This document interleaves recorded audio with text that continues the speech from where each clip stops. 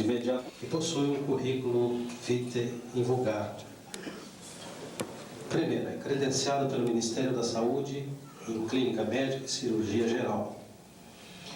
Diretor e cirurgião do Hospital Cristo Rei do Espírito Santo. Diretor e cirurgião do Hospital Santa Angélica, também do Espírito Santo. Diretor do Centro de Saúde de São Mateus, do Espírito Santo. Diretor de Medicina Social do Ministério da Saúde. Coordenador de Acidentes do Trabalho. Cirurgião do Hospital Nossa Senhora da Conceição, do Espírito Santo. Diretor e cirurgião do Hospital Alto Jequitibá, de Minas Gerais. Perito e presidente da Junta Médica Pericial do Departamento de Polícia Federal do Espírito Santo. Perito do Juízo do Fórum da Comarca da Capital, Vitória, Espírito Santo. Coordenador médico do Pronto-Socorro, HSL, do Espírito Santo. Diretor-geral e socorrista do Hospital São Lucas, referência, urgência e emergência. Outros títulos, outras coisas que o nosso ilustrado palestrante faz, a partir de agora, ele estará explicando.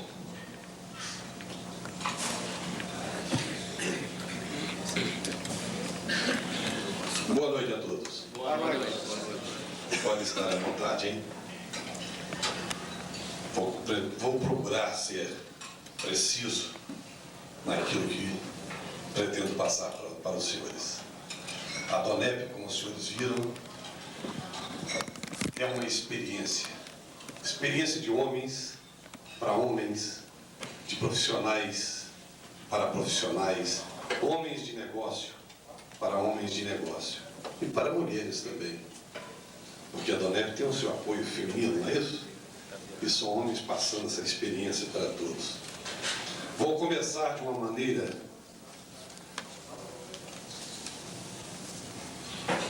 um pouco,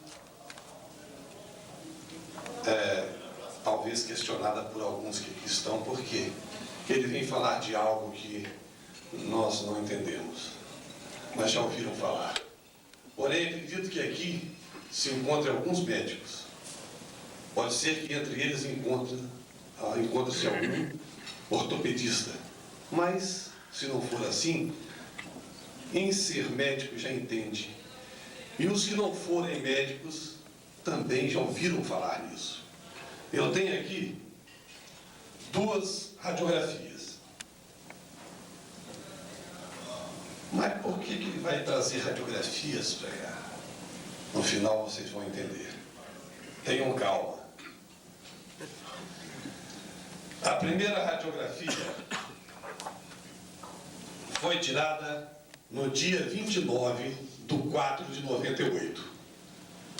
Uma senhora nascida em 1905, portanto com 93 anos de idade.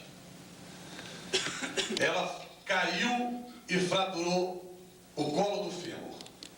Não, ela fraturou o colo do fêmur e caiu. Porque aqui existem sinais incontestáveis de uma osteoporose muito avançada. O osso fica frágil por determinadas deficiências do organismo.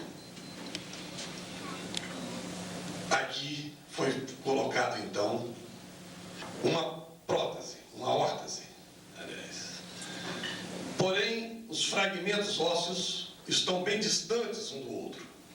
Chega a se notar quase meio centímetro de distância. Aqui uma outra radiografia.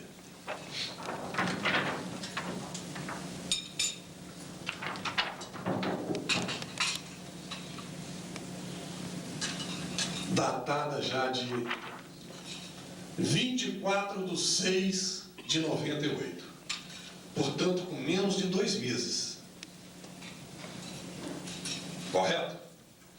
Porém, essa radiografia mostra de maneira muito visível um osso completamente recuperado. E as deficiências já não existem mais. Um osso de uma pessoa jovem, com a distância, nem um jovem conseguiria se recuperar tão rápido. Em se tratando de uma senhora com 93 anos, acometida desses problemas, sabe-se que ela levaria, no mínimo, 1 ano para andar. Se voltasse a andar no estado que estava o organismo dela. Porém, em menos de 2 meses, estava completamente curada e andando. Isso não pode ser da mente. Isso não pode ser fruto da mente, poder da mente. E essa senhora é minha mãe. Isso ocorreu quando eu estava em Goiás. E lá eu não pude estar para acompanhar a cirurgia dela. Mas eu solicitei alguém que escolhesse a pessoa indicada para fazer a cirurgia, uma vez que eu estava tratando de negócios do filho dessa pessoa. Eu disse: olha, estou tratando de negócios do seu filho. Portanto, aí onde você está, resolva o problema da minha mãe. E isso foi resolvido desta maneira. Eu não vou largar os negócios do seu filho, mas também não largue os meus negócios aí. Nós vamos caminhando pela vida, todos nós homens, e coisas próprias nossas. Vou falar de coisas comuns entre nós homens, próprias. Primeiro, nós começamos tudo aquilo que nos propomos a fazer. Um homem de negócio, no seu negócio, um profissional na sua profissão, ele adquire um diploma, mas ele não se satisfaz com esse diploma. Ele quer ter um título de formação, porque ele não quer ser simplesmente um condutor de um diploma. E ele vai em busca daquilo que ele pretende ter. E ele consegue. Ele quer ser um profissional, um comerciante, um industrial, um empresário bem-sucedido. E ele consegue. Nisto ele vem mostrando para ele mesmo as qualidades dele. Ele começa então a acreditar nele mesmo. E ele começa a se olhar por dentro de si próprio. E ele começa a se tornar um homem prepotente. E na busca do sucesso, ele começa a passar por cima de uma série de valores que antes ele enxergava, antes via, e agora não vê mais. Ele começa a buscar as coisas urgentes que levam ao seu sucesso. Ele então consegue a glória humana, essa glória que nós, seres humanos, buscamos. E um dia, quando ele está diante dessa glória humana, um dia, quando ele se julga poderoso, um dia que ele sente que ele tem o mundo na mão, ele olha para trás e vê em cima de quantas coisas ele pisou. Quanto que aquilo te custou? Há quanto tempo você não acorda sua esposa de manhã e diz para ela que você continua amando, que você a ama? Há quanto tempo que você sai de casa de manhã, pela manhã, vai para o seu trabalho e não diz para a sua esposa, e muitas vezes nunca disse: Deus te abençoe? Há quanto tempo que você chega tarde, não busca um filho, uma filha na cama, acorda o seu filho, a sua filha e diga: ó, boa noite, o papai está chegando. Papai quer dizer que te ama, hein? Seja um bom garoto. Há quanto tempo você tem sido para o seu filho um pai policial? Um pai que prende, um pai que poda seu filho. Há quanto tempo você tem sido para o seu filho um pai juiz que aponta, que condena os erros do seu filho?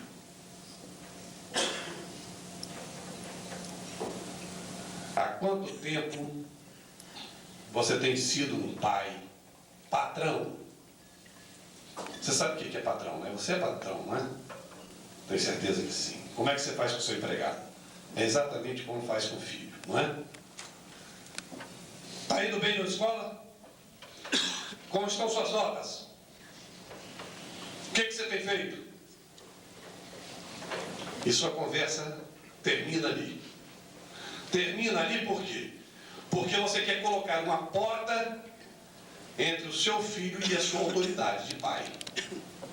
Você não deixa uma porta aberta de um pai amigo para um filho amigo. No momento em que ele desejar, ele te procura, fala das dificuldades dele com você, porque você sabe que o jovem tem dificuldade, mas você não lembrou disso tantos tempos que você não lembra mais. Será que você tem se comunicado com sua esposa? Será que você tem perguntado à sua esposa se você tem sido um marido que ela esperava?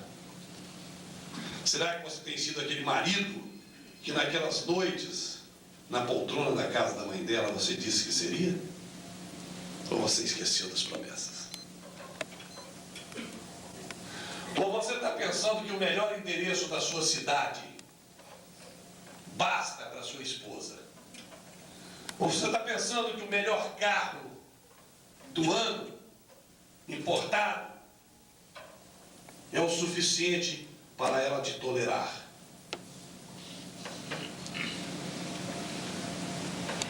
Você tem buscado uma compreensão sentado, frente a frente com ela, e perguntado se ela continua te amando? Ou se apenas ela te tolera? Ela segura o casamento? Não, você não senta. Você não se assenta diante dela porque você sabe que você está empurrando a situação. Você sabe que você não está agradando a ela. E foi assim em minha vida. Diante de toda a glória humana, eu sabia que eu tinha uma tristeza tremenda no coração.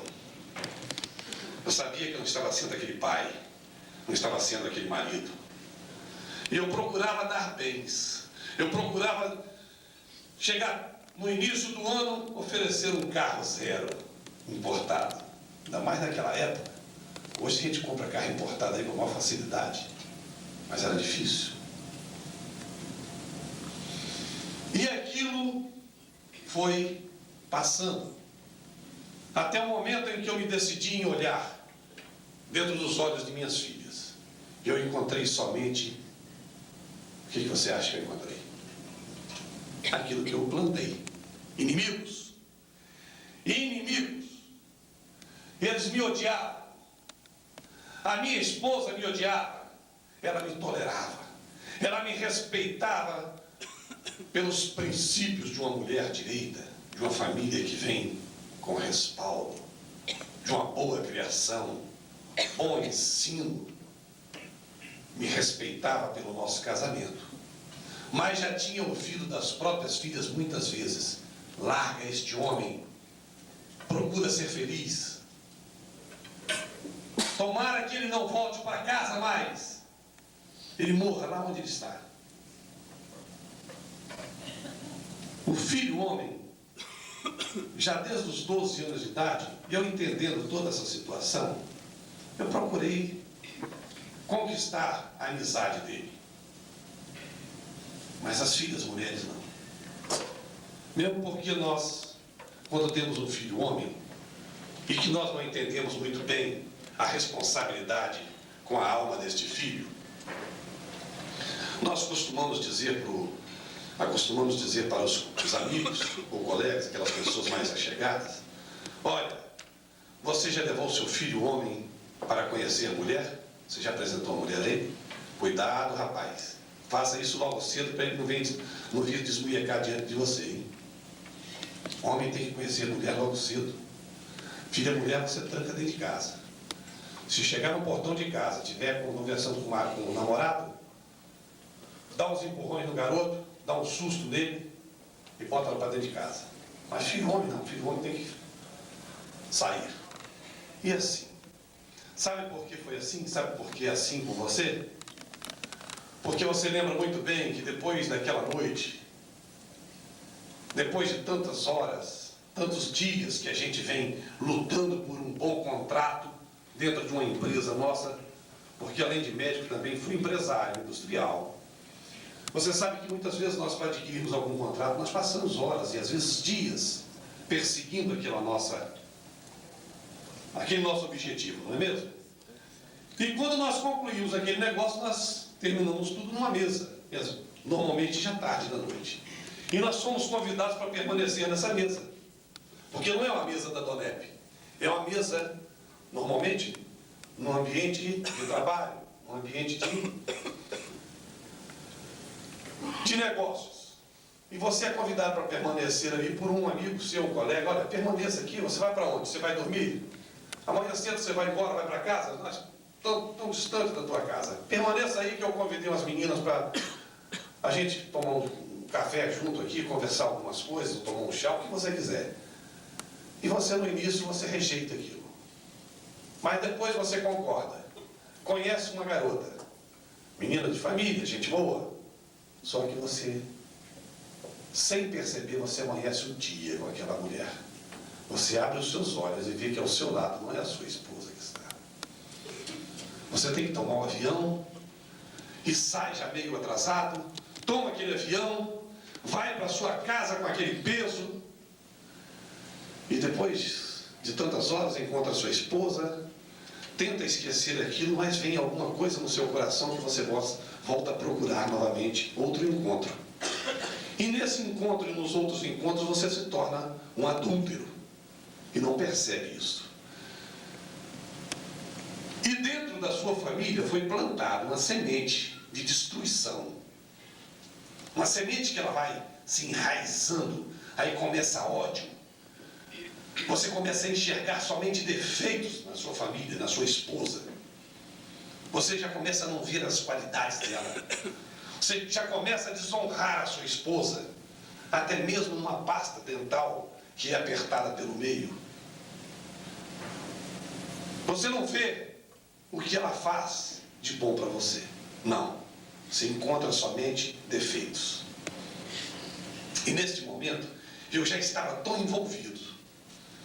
Tamanho era o meu envolvimento, que somente a glória humana me interessava.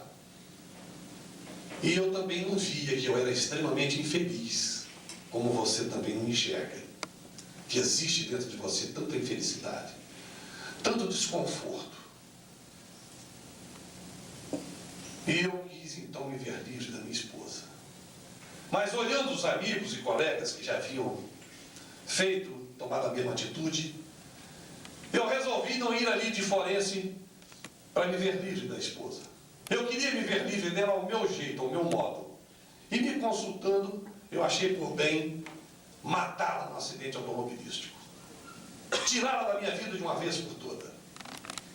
Eu não queria ter o aborrecimento de volta de vez por outra, eu receber um oficial de justiça me convidando para ir ali de forense para discutir novamente a possibilidade de uma nova pensão, a possibilidade de dar alguns bens mais, além de ter dividido tudo que tinha, lapidado o patrimônio.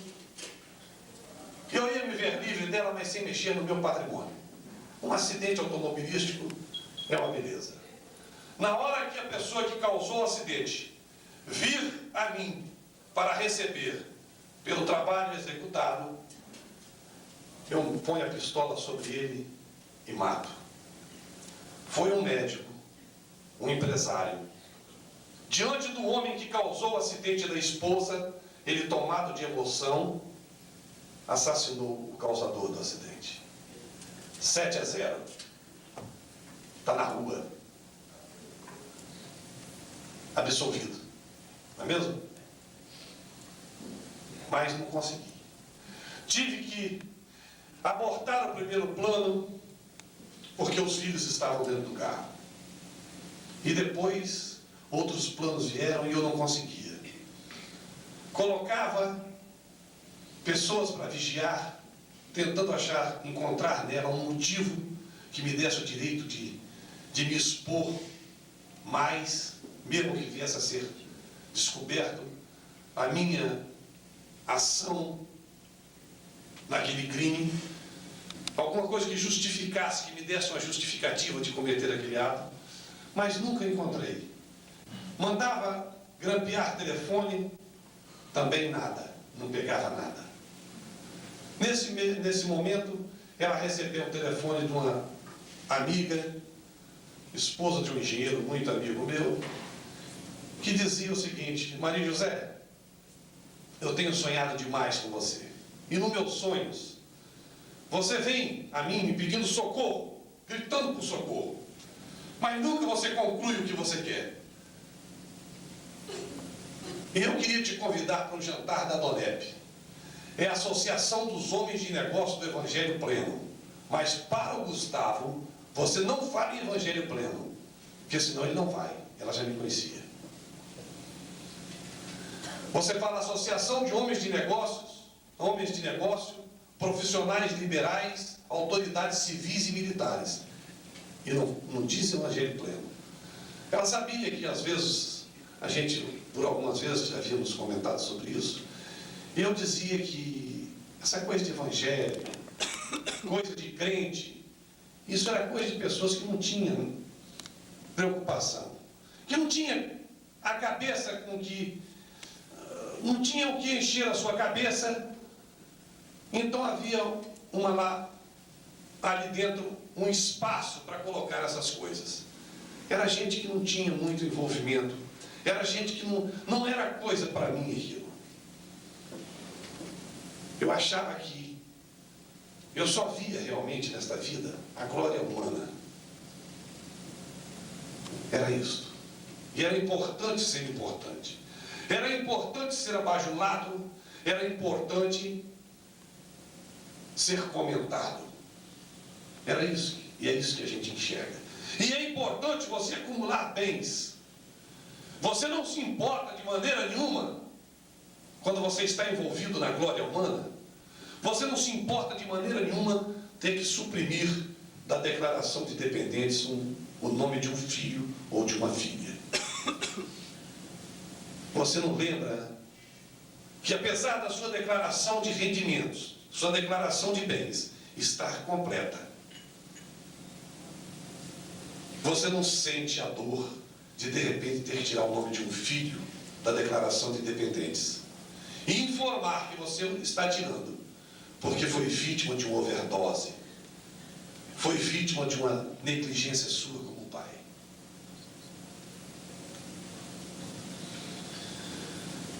Eu fui para esse jantar, e lá diante de nós, como estou aqui diante de vocês, estava um médico. E ele começou a falar sobre um caso clínico, se transformou num caso cirúrgico, até o momento em que perdeu o controle da situação, e ele buscou em outros lugares e não havia mais solução para o caso. A ciência não resolvia mais. E ele já era um homem temente a Deus. Diante daquele quadro, ele dobrou os seus joelhos, fez uma oração a Deus em nome de Jesus Cristo, o Filho de Deus. E aconteceu um milagre. Olha, foi um momento terrível na minha vida. Eu achei aquilo de extremo mau gosto. Eu reagi, dizendo que o colega era um incompetente, que era um homem irresponsável, que não tinha formação minha, porque num hospital de urgência e emergência igual eu trabalho, que atende todo o estado do Espírito Santo, o sul da Bahia e o leste de Minas. E nesse hospital, os casos que entram ali são casos de extrema gravidade. E eu estava acostumado, habituado, a levantar daquele corredor as pessoas já consideradas mortas. Muitos eu levava para dentro da sala de emergência.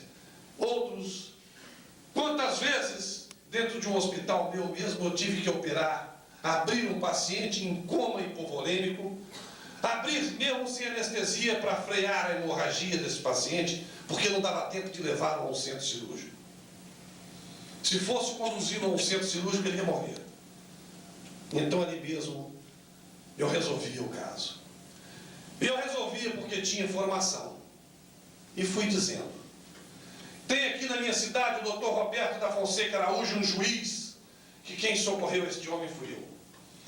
Tem Valdete, tem fulano, tem ciclano, tem Beltrano. Falei o nome de uma série de pessoas as quais eu havia socorrido. E eu nunca precisei de chamar ninguém para me ajudar. Mas esse colega era um incompetente. Quando ele concluiu tudo, ele convidou: quem quer aceitar Jesus, vem aqui à frente que eu vou fazer uma oração por você. Quem se colocou de pé e foi lá na frente? Essa pessoa que você está pensando dela, minha esposa. Ela se colocou de pé e foi direto lá à frente para receber a oração. E eu logo pensei: se esse cara aí pendurado nessa cruz, para mim não faz nada, mas vai conseguir complicar a minha vida. Porque a única coisa que eu vi era uma pessoa que tinha sido pendurada na cruz e não pôde fazer nada por ele. Os olhos do humano são assim. Os dias foram se passando. Naquela noite, no momento em que eu saí daquele local, eu não quis entrar no carro dela. E eu fui a pé para casa. Ela foi de carro e eu fui a pé. Não aceitei entrar no carro. Extremamente revoltado com ela. Os dias se passaram, as coisas se complicando mais, e veio um segundo jantar. E nesse segundo jantar, novamente lá estava. Meses depois. Novamente outro médico. Falei: estão preparando alguma coisa para mim. Deve ser alguém querendo adquirir alguma coisa que eu tenho e está tentando fazer minha cabeça. Ou ela está tentando. Vamos ver o que se trata. Novamente o médico contando um outro caso clínico que se transformou em um caso cirúrgico. E o caso complicou e perdeu o controle e a ciência não podia mais resolver. Buscou em toda parte do mundo e não conseguiu solucionar. Mas assim como o outro fez, ele também dobrou os seus joelhos, fez uma oração a Deus e pediu a Deus em nome de Jesus Cristo, o Filho de Deus. E aconteceu um milagre. Eu falei: pronto. A associação de homens incompetentes e profissionais irresponsáveis. E aí eu falei tudo que eu tinha e não tinha direito de falar. Outra noite eu fui para casa a pé. Não aceitei entrar no carro. Eu então pensei: bom, eu vou levar o meu filho para as férias comigo. Vou mostrar a ele tudo que nós possuímos. Vou aguçar o interesse dele pelas coisas que nós possuímos. E depois, no momento em que a cabeça dele estiver feita, eu vou mostrar a ele que eu não posso me separar da mãe dele. Porque no momento em que eu me separar, ela vai levar metade dos nossos bens. E eu ainda vou ter que pagar pensão para ela. E isso vai lapidar os nossos bens. Dilapidar os nossos bens. Vai tirar.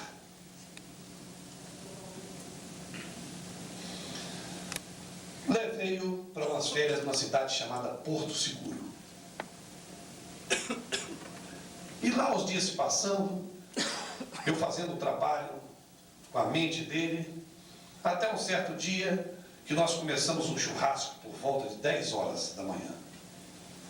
E fomos estender essa festa numa ilha chamada Arraial da Ajuda, que fica ao lado de Porto Seguro. É uma ilha que a gente atravessa numa balsa de um lado para o outro até um certo horário da noite, certa hora da noite. Depois tudo para e só no outro dia pela manhã que volta a funcionar. E lá nessa ilha eu estava sentado no volante de um carro grande chamado Furcline, tipo um ônibusinho que tem um corredor no meio. Todas as férias eu comprava esse carro para sair de férias com a família, e quando eu voltava, eu me desfazia desse carro. Já era um costume, um hábito. E eu prossegui com aquilo. E eu sentado no volante desse carro, ele é um pouco alto, o meu filho chegou ao lado com essa garota, com uma garota.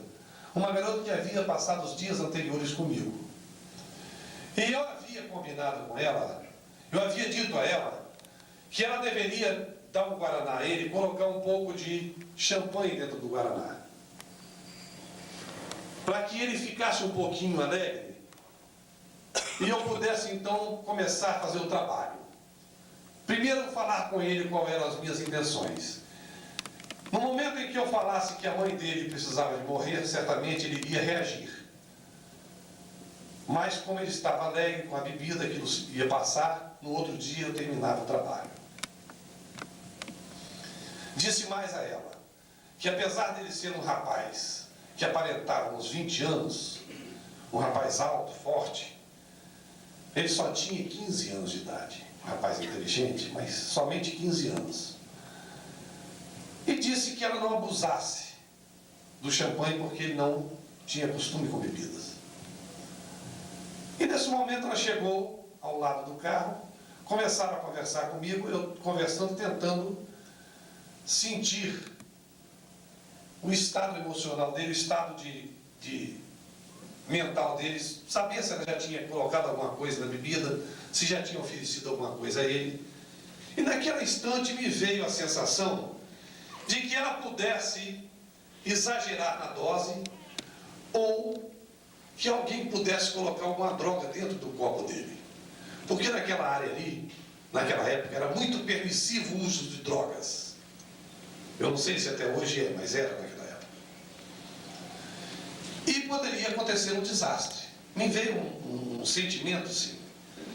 E eu então olhei para essa garota e disse, olha, você cuidado, hein? Ele não sabe beber não.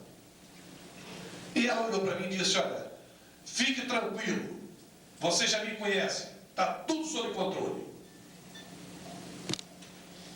Eu pensei que fosse exatamente aquela garota que estivesse me dizendo que ela me conhecesse, me conhecia, e que estava tudo sob controle dela. Porque quando nós só olhamos as coisas que o mundo nos oferece, nós não conhecemos, nós ignoramos, nós não acreditamos que existe um mundo espiritual superior a este mundo material nosso. Superior a isto que você pode pegar. Existe um mundo espiritual superior a isto que você pode segurar, mas que controla tudo isto. Neste plano espiritual, você pode ser levado a ter um ataque cardíaco onde você está sentado. Você ter um infarto aí e não levantar mais. Se nesse plano espiritual alguém quiser tirar você daqui de dentro, fazer com que você não ouça o que eu estou dizendo, te dá uma dor de barriga que você não consegue chegar no banheiro. É um plano espiritual, um mundo espiritual superior a esse, que existem leis, e existe a força, e existe o poder. E é ali que você se encaixa. Existe um mundo espiritual superior a tudo isto que você consegue ver.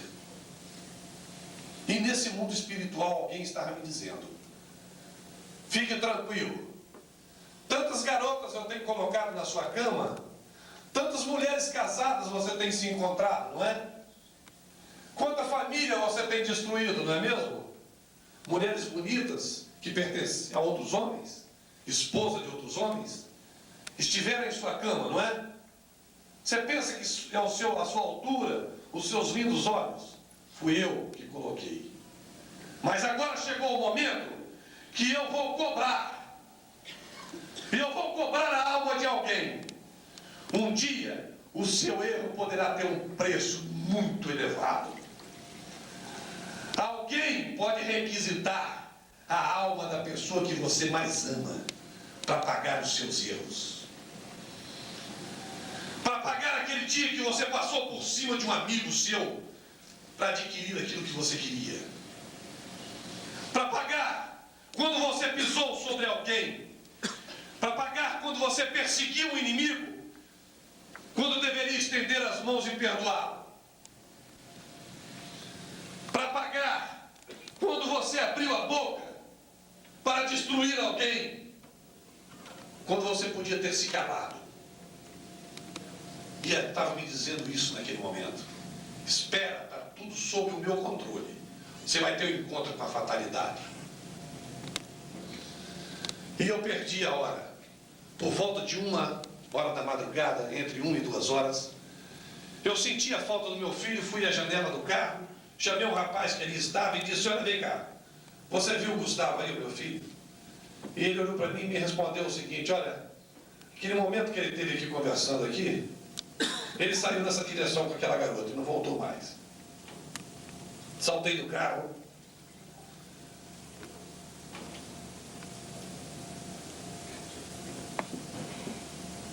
Fui na direção que ele havia me dado.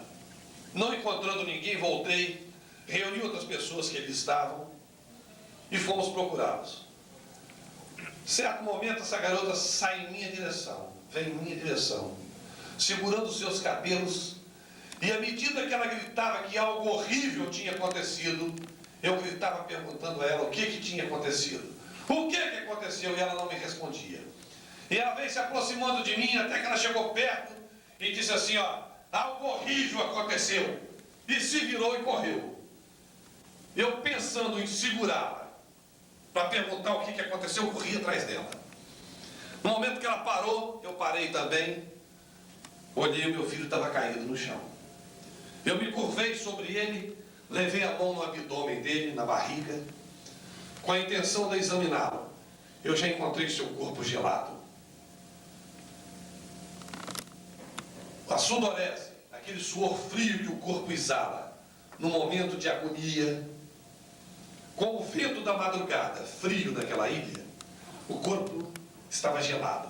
Certamente isso deveria ter acontecido por volta de umas 4 horas da tarde. Já era entre 1 e 2 horas, havia passado muito tempo. Eu logo pensei em uma overdose. Alguém colocou alguma coisa dentro do copo dele, ou ele tomou o copo da menina que tinha alguma coisa, ou ele pegou o copo de alguém e não tinha costume com aquilo, uma overdose. Mas isso, no meu serviço, eu trabalho dentro disso. Principalmente no verão, isso daí é o que a gente socorre, é overdose. Extrema intimidade com esse tipo de coisa, esse tipo de coma. Mas eu vou dar conta disso. Tomei o filho nos braços, levei para perto do carro, corri até o carro, primeiro acendi os faróis e comecei a examiná-lo diante dos faróis do carro. Quando eu examinei suas vistas, ele já estava com midríase paralítica. Essa pupila, essa parte escura do olho, estava dilatada. E ela não respondia a estímulos mais, ela estava com uma midríase paralítica. Os olhos em direções diferentes, estava com a lisocoria. Ele estava cianótico, ele estava roxo. Estava bradicárdico e bradipneico. O coração batendo bem lento e a respiração também extremamente lenta. E ele estava com uma respiração que é conhecida nossa, é uma respiração que precede a morte. Eu sabia que estava diante de um quadro gravíssimo. E se tornou mais grave ainda pelo tempo que levou para ser atendido e pelos sinais que ele apresentava. Já estava instalada uma lesão cerebral de alto nível, de alto grau. Eu iria mantê-lo com vida, mas certamente uma pessoa completamente enferma pelo resto da vida. Uma criança deficiente pelo resto da vida. Mas naquele momento, o que eu mais amava, o esteio, o que respondia pela razão de continuar vivo, era aquele filho. Muitas vezes o que responde pela sua vida é uma empresa que você tem grande amor. É a sua esposa ou é um filho. Alguma coisa na vida você tem grande amor para permanecer vivo. Para justificar o seu andar. e o seu respirar.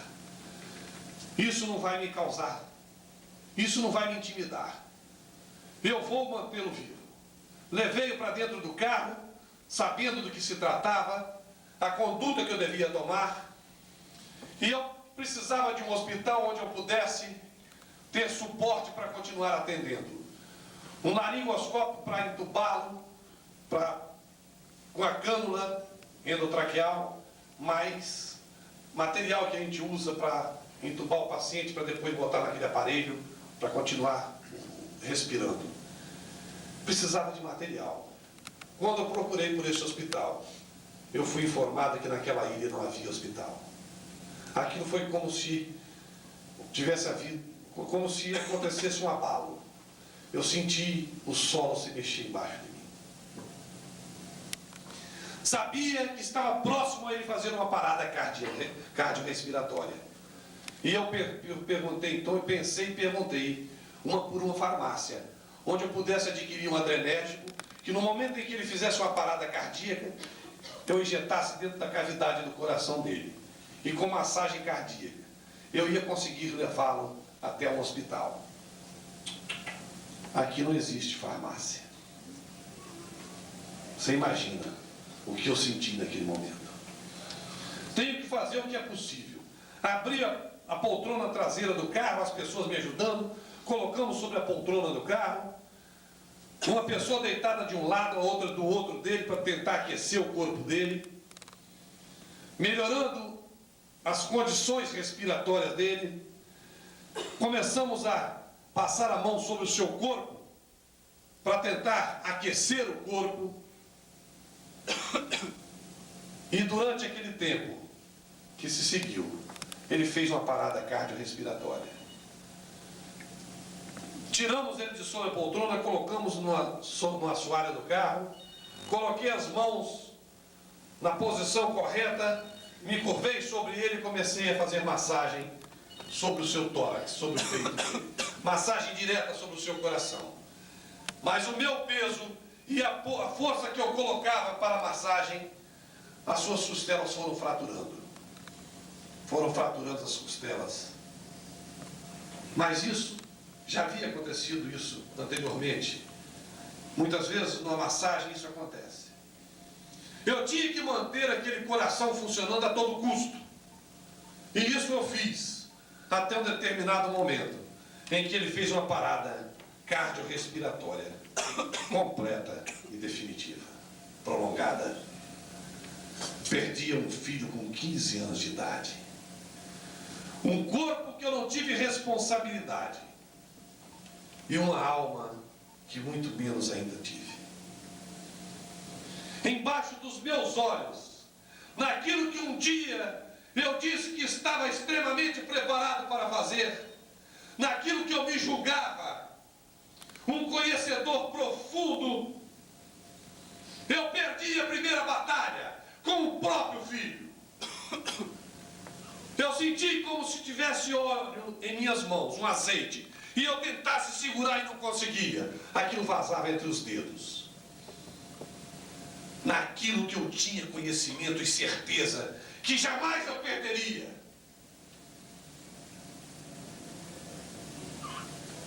E no momento desse, que eu precisava de alguém que batesse em meus ombros, daquelas pessoas que ali estavam, e me dissesse: olha, Gustavo, fique tranquilo, outros pais também já perderam seus filhos. Fique tranquilo que amanhã vai ser outro dia, daqui um mês, um ano você vai esquecer. Não se preocupe. Se sua mulher não puder ter filho, você pode ter filho com outra mulher, mas você pode ter um outro filho. Não se preocupe. Tentasse dizer alguma coisa para acalentar, para encher o coração. E naquele momento foi o contrário. Aquelas pessoas que estavam ali foram saindo, uma a uma. E eu me vi só, completamente só. Eu e o cadáver do meu filho. E o tempo passando. Eu fui obrigado, sozinho, a assistir, a se instalar cada sinal de morte real naquele corpo. Coisa que eu já conhecia muito.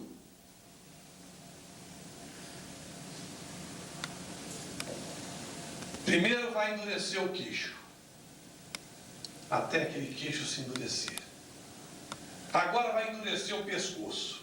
Vou colocar suas mãos sobre o tórax, uma sobre a outra, porque em breve seu corpo está todo rígido, a rigidez cadavérica, a sua cor pálida já está instalada.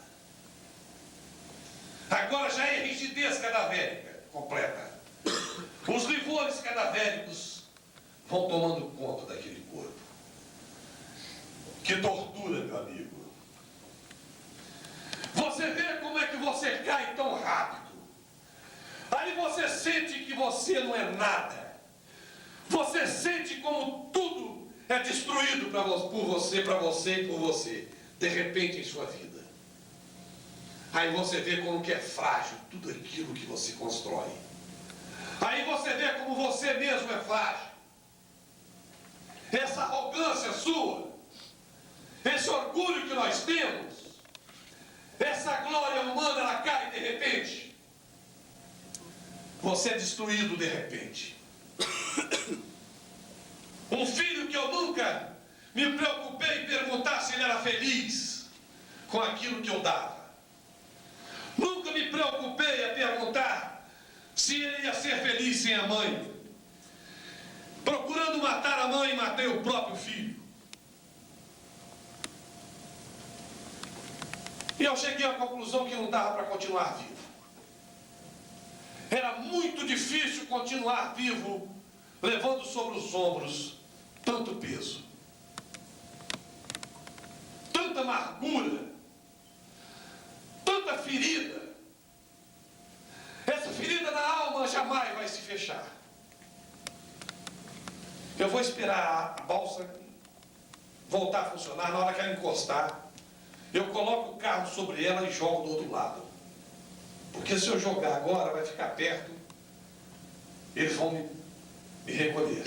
Mas com a balsa encostada no porto, o carro do outro lado desse rio é muito violento, eu fechando o carro, na hora que eu jogar o carro, mesmo que eu me arrependa, a violência do rio, eu não vou conseguir sair de dentro do carro. E vou morrer. Na hora que alguém mergulhar, vai encontrar os dois cadáveres. Segurei o braço do meu filho e tentei trazer até o meu peito. Eu queria encostar o braço no meu peito.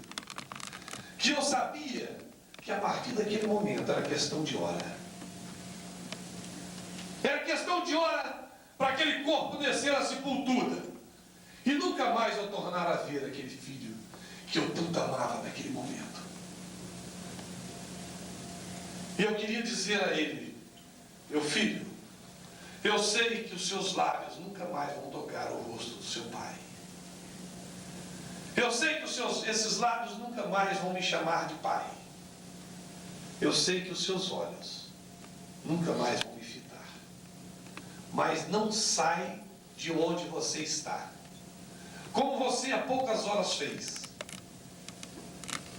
Você foi embora diante dos meus olhos de maneira tão violenta e brutal que não me disse nem um adeus. Você saiu de perto de mim sem me dizer qualquer palavra. Não faça isso agora. Espere um pouquinho onde você está, que seu pai vai encontrar com você. Vai se encontrar com você.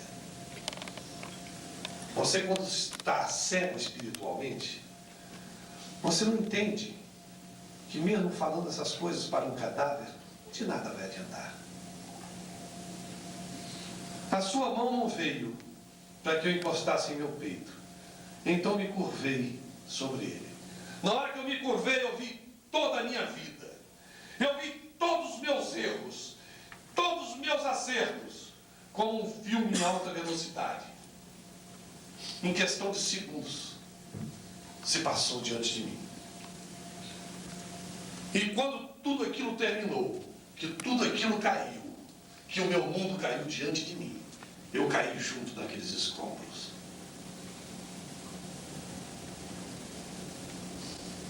Eu senti aquele Deus que o colega havia falado, aquele Deus que tanto me revoltou, aquele Deus que eu não acreditava que ele pudesse estar aqui, Aquele Jesus que eu sempre vi pregado numa cruz, imóvel. Eu senti aquele Deus com seus pés em cima da minha cabeça. A minha cabeça enterrada numa lama de um odor fétido horroroso. É uma lama que é o seu corpo. É o corpo do homem que leva tanto pecado. Misturado com o líquido do pecado, se transforma numa lama horrorosa. Você, meu amigo adúltero, para com isto. Um dia o seu adultério vai ser apresentado embaixo das suas narinas como um odor fétido horroroso. Antes de morrer, isso é passado diante de nós, pode ter certeza. E esse Deus me dizia repetidamente tudo aquilo que eu havia dito naquele jantar. Você não levanta tantas outras pessoas. Levante o seu próprio filho. Você não levanta tantas pessoas. Levante então o seu próprio filho. E a sua dor, por que você não tira? Não está acostumado a tirar a dor dos outros? Aliviar a dor dos outros? Alivie a sua própria dor. Vamos! Levante o seu filho. É o seu único filho. Porque o irmão dele você mandou assassinar. Eu havia mandado assassinar o irmão do meu filho. E eu havia esquecido. Produto de uma ligação entre eu e a esposa de um amigo meu.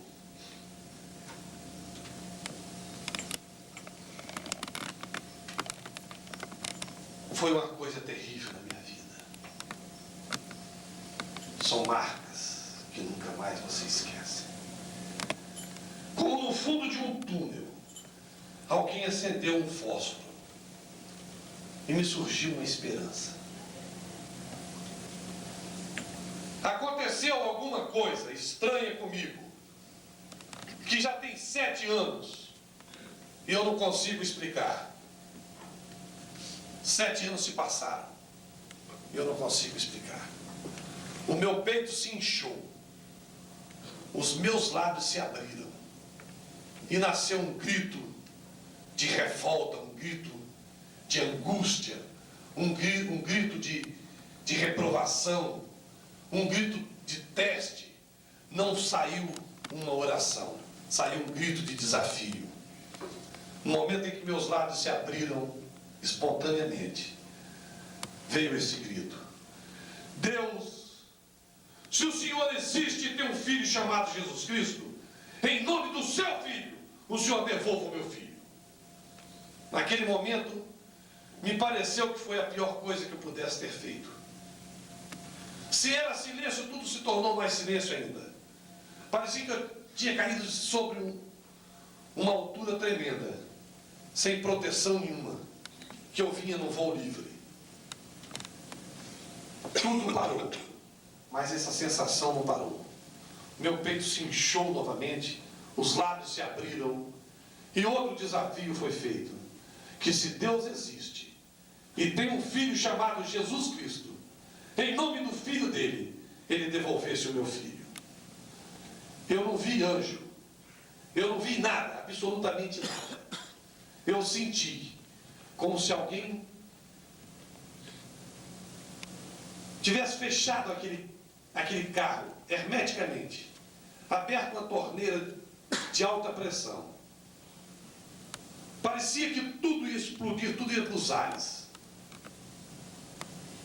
Um calor que a sensação é que ser humano nenhum resiste tanto calor. Como se alguém tivesse jogado gasolina dentro do carro e ateado fogo. E o meu filho se colocou de pé diante de mim e me disse: pai, as férias terminaram. A mamãe e as minhas irmãs, disse o nome de cada irmã, estão me esperando. Eu fiquei parado olhando para ele assim. Foi um susto tão violento que mais de 3 anos eu levei para me recuperar disso. Eu fiquei olhando para ele. Eu achava que os meus ouvidos, meus olhos estivessem me enganando. Eu tinha medo de voltar a colocar a mão sobre o corpo dele e fosse encontrar aquele corpo gelado que eu estava segurando há poucos segundos atrás. E ele repetiu isso por várias vezes. Até que eu consegui articular algumas palavras e disse: sim, filho, vamos esperar a balsa voltar a funcionar e eu te levo para a mamãe. A balsa encostou daí a pouco tempo. Coloquei o carro sobre a balsa. Não falamos mais nada a partir daí. Lá em cima da balsa quem estava? Aquelas pessoas que haviam nos abandonado. E elas olhavam para o carro assim como quem estivesse vendo fantasma. Como se eu fosse me dirigir a elas, elas fossem correr. E o meu filho olhava para mim, olhava para as pessoas como quem quisesse perguntar: pai, por que estão olhando assim para a gente e não vem conversar? Mas nem ele disse, nem as pessoas, nem eu. Ficamos quietos, atravessamos. Só vim saber dessas pessoas, por telefone a primeira vez, que elas estavam em um bairro onde elas moram, em Vitória, falando do que aconteceu e evangelizando pessoas naqueles bairros. Falando do poder de Deus, da vida viva, da vida de Deus. Não é aquela vida intocável, mas uma vida perceptiva no nosso meio. E eu observei que a consciência dele era normal. Não estava mais, não reclamava da dor das costelas quebradas. Porque quando a costela quebra, é uma dor terrível. O paciente aborrece a gente por mais de 2 meses. É triste na mão de um paciente que tem a costela quebrada. Porque não dá para você operar, não dá para você imobilizar. E ele não reclamava, levei no hospital, fizemos uma radiografia, perfeito, sem nada. Chamei um colega e disse: olha, eu tenho certeza que fraturei as costelas desse paciente, mas não estou entendendo nada, não estou vendo fratura. Falou: ó, Bise, realmente quem não está entendendo sou eu. Porque todas as vezes que você me chamou dizendo que havia fratura em costela, que você, por causa de massagem cardíaca, realmente a fratura estava ali. Também você com esse peso todo. Mas nessa daí não tem nem sinal. O Deus que eu estou te falando, o Jesus do qual eu estou te falando, ele restitui o seu casamento. Ele restitui aquele filho seu que anda na droga, com as drogas. Ele restitui a sua filha que anda se prostituindo. Ele restitui o seu rim, que há muito tempo você vem fazendo hemodiálise. Ele restitui aquele coração que você vem usando medicamento por causa de angina. Ele restitui, mas ele não conserta, não, ele dá novo, porque ele não remenda nada. Tudo que ele faz é perfeito. Como que um homem desse pode ser tão abençoado a ponto de Deus fazer isso por ele? Num momento tão terrível, num local tão horroroso. Eu vou responder para vocês. Porque naquele momento, alguém estava fazendo por mim a única coisa que uma pessoa pode fazer pela outra. Estava orando, pagando um preço de joelho e orações. A minha esposa, que desde o primeiro jantar aceitou este Jesus no seu coração.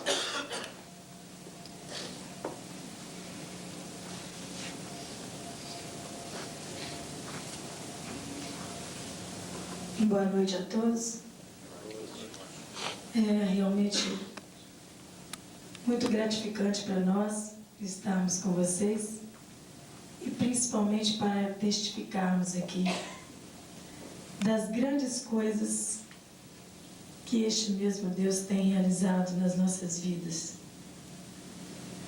Coisas que somente com muito tempo, se a gente os tivesse, nós poderíamos compartilhar todas elas com vocês.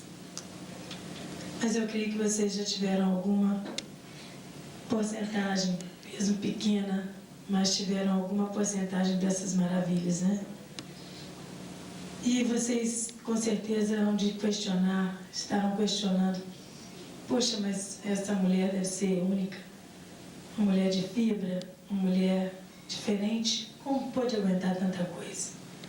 E na verdade vocês nem ao menos imaginam quantas coisas que foram realmente terríveis. Foi uma vida de muita tristeza.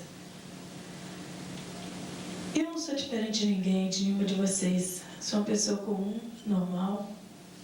Talvez tenha acreditado neste Deus quando Ele me foi apresentado, naquele primeiro jantar. E com certeza eu, que já estava à procura há muitos anos de um Deus que pudesse solucionar, porque eu não entendia o porquê, que apesar de eu ter todas as condições, apesar de tudo eu possuir do melhor, os melhores filhos, os mais bonitos, os mais inteligentes, o melhor carro, o melhor endereço, as melhores joias, tudo melhor. Por que eu não era feliz? Ou mesmo por que eu era tão infeliz? E essas coisas eu questionava sempre. E quando me foi apresentado esse Deus e me disseram que Ele seria capaz de me responder e de me dizer o que acontecia, o que estava acontecendo, o que eu podia fazer para que Ele solucionasse o meu caso, com certeza eu peguei com todas as minhas forças e pedi para que Ele me desse uma solução. E a solução com certeza veio, porque eu acreditei. E tudo basta que você possa acreditar e realmente entregar nas mãos desse Deus que tudo pode, que você também se tornará uma pessoa que tudo vai realizar na sua vida. Tudo aquilo que você sonha, ou mais ainda do que aquilo que você imagina. Porque esse mesmo Deus transformou algo informe, algo totalmente imperfeito, num marido que toda mulher gostaria de ter. Isso, na verdade, não é pela presença dele, não estou exagerando. A nossa vida hoje é uma vida maravilhosa, uma vida que nós temos sim os nossos problemas, como todos nós os temos, mas com certeza os problemas estão aqui e este mesmo Deus está lá, do outro lado do muro, com uma bandeira acenando para nós, dizendo: pode vir, porque o problema já está solucionado. Com certeza, vocês têm que acreditar que todas as suas dúvidas poderão ser solucionadas por Deus. Você, mulher que está aqui hoje, nessa noite, e que tem um problema, que tem uma vida em grande dificuldade no seu relacionamento com o seu marido, apodere-se daquilo que Deus colocou nas suas mãos e possa acreditar que Ele pode se tornar aquele marido que você sempre sonhou, porque com certeza Ele vai se tornar melhor ainda. Os nossos filhos hoje são filhos que amam o Pai. Nosso relacionamento é o melhor possível. E nós vivemos uma vida bem alegre, bem tranquila, gozando das alegrias, das maravilhas que nós ainda aqui nessa terra temos condições de vivenciarmos. Porque a promessa desse Deus, que ainda aqui neste mundo, ainda aqui nessa terra, nós andaríamos, caminharíamos, se acreditássemos num plano superior a esse, nos lugares celestiais da graça de Deus. Portanto, com certeza, apodere-se daquilo que Deus colocou nas suas mãos e faça com que isto possa se tornar realidade, porque é possível. Com Ele todas as coisas são possíveis.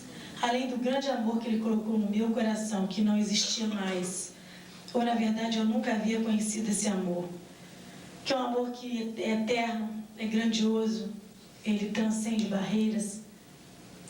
Este amor que Deus me enviou no meu coração, realmente, que eu senti logo pelo meu marido, contudo ainda destruído, mas eu já havia sentido esse amor. Esse amor que realmente não pensa em si mesmo, ele é outro direcionado. E junto desse grandioso amor veio um perdão. Esse perdão que curou todas as raízes de amargura. Tudo aquilo que havia necessidade de ser curado e tratado foi curado e foi transformado. Ele nos deu uma nova vida, um novo coração, um novo caminhar. E é nesse caminhar que nós e a nossa família estamos nos alegrando nos dias de hoje e passando essa certeza para todos vocês. Uma boa noite.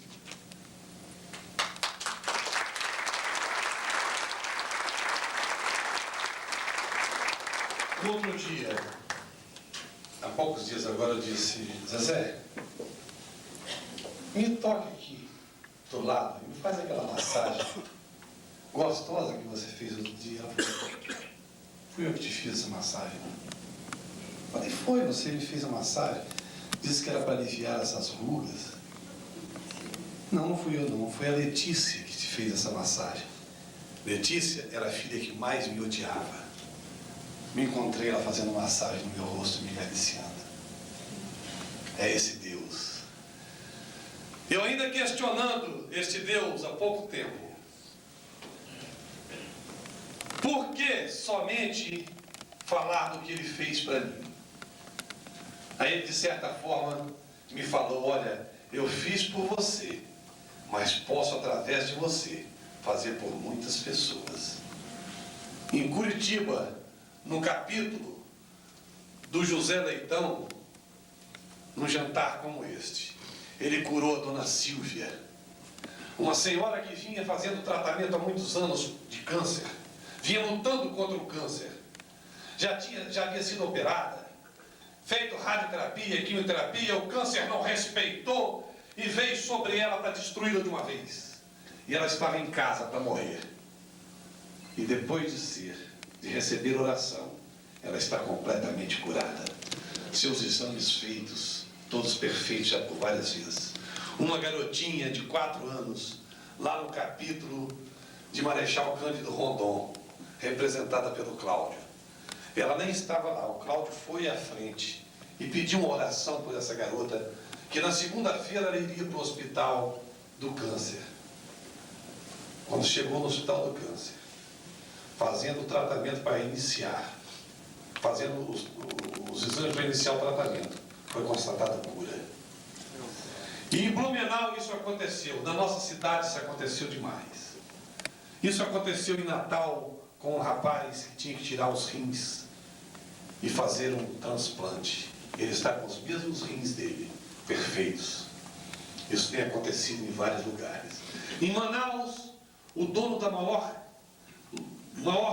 pátio de carros de passeio, oramos por uma filha que havia saído de casa com drogas, que está lá dentro da casa, voltou.